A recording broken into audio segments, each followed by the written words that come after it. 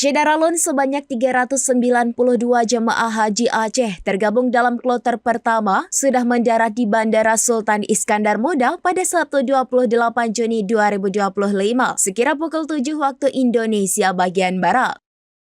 Pesawat Garuda Indonesia yang mengangkut jamaah haji Aceh sudah lepas landas dari Bandara Pangeran Muhammad bin Abdul Aziz, Madinah tadi malam pada Jumat 27 Juni 2025 sekira pukul 18 waktu Arab Saudi atau pukul 22 waktu Indonesia bagian Barat.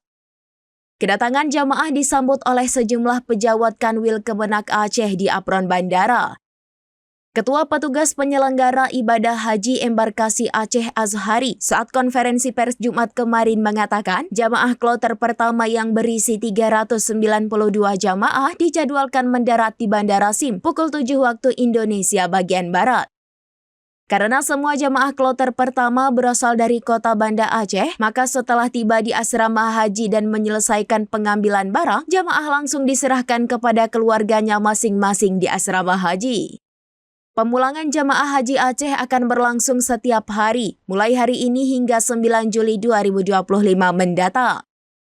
Sementara itu, General Manager Garuda Indonesia Aceh, Nano Setiawan mengingatkan agar para jamaah haji Aceh tidak membawa pulang barang dalam jumlah berlebihan dan melewati batas bagasi, karena jika berlebihan dipastikan tidak bisa diangkut semua.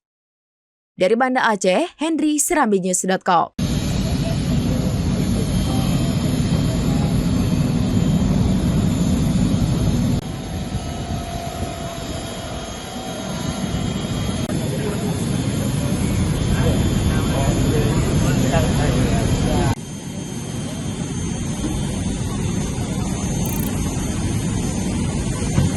Download Tribun X sekarang, menghadirkan lokal menjadi Indonesia.